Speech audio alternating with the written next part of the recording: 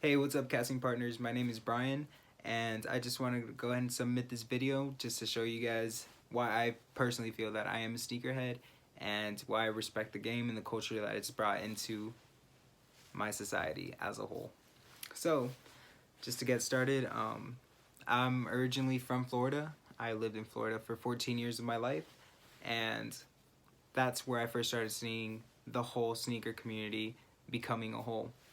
So for most sneakerheads, we know the base rules, how Foamposites, which are a type of Jordans, were more of an East Coast movement, just kind of flowed with how East Coast rappers like wore their outfits and all that.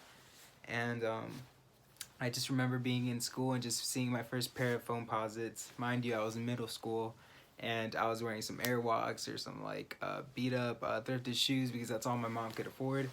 And by the way, I'm grateful for that. Love you, mom. And so yeah, I just remember just being introduced into that community and just seeing what my friends would wear, like whether it was retros or whether it was the high top Converse. We have the Shags, we have the Foamposites that were barely like starting to pop. And now all I can say is I'm really grateful for being who I am today, because thanks to my job, I'm able to go ahead and support my needs as a sneaker enthusiast. So yeah, enough of that. Just wanted to go ahead and show you guys some of my collection. So right here, this is one of the reasons why I love sneakers. We have the Revenge Storms, the LA exclusives. Mind you, these are no ordinary Vans, ladies and gentlemen. These right here, they're a collaboration between Ian Connor and some of his friends, correct? So, I think it's amazing how somebody that's into fashion and like he's a designer himself, just goes ahead and just makes such a well constructed shoe. I mean, enough of that. So right here we have the Jordan 8 Aquas. So these right here were my first pair of Jordans ever. The first Jordans that I ever bought in my life. No better day than that, honestly. No better day. Jordan actually went to the playoffs in these right here. That's when he first introduced them in the early 90s. So these shoes right here just hold a lot of history. They hold a lot of wear, of course, and they hold a lot of love. And they match my jacket, so thank you, Jordan Brand. These right here, you just, ladies and gentlemen, cannot go wrong with these all white Air Force Ones. What can't you do in them? You could wear a suit with them, you could go out jogging in them, you can lift in them, you can flex in a nice outfit with them. OG shoe right here. Who wore these? 50 Cent, ladies and gentlemen. 50 Cent. He actually has a huge closet. He actually keeps a lot of Air Force Ones in his rotation, of course, his favorite color being red. He goes ahead and cops a red colorway most of the time. Grandpa alert. Fila Disruptor 2s. A lot of people hate these. What can I say? Beautiful shoe. I love chunky soles. I love chunky soles. I love shoes that just make me feel like powerful. And those shoes right there, put them on. Beautiful with most outfits, ladies and gentlemen. If you can pull it off, good for you. Sneakerhead hype beast. Kanye, hello. So we have the V2s right here. So we got both V2s. And we have the Beluga colorway and as well as the Core Red colorway.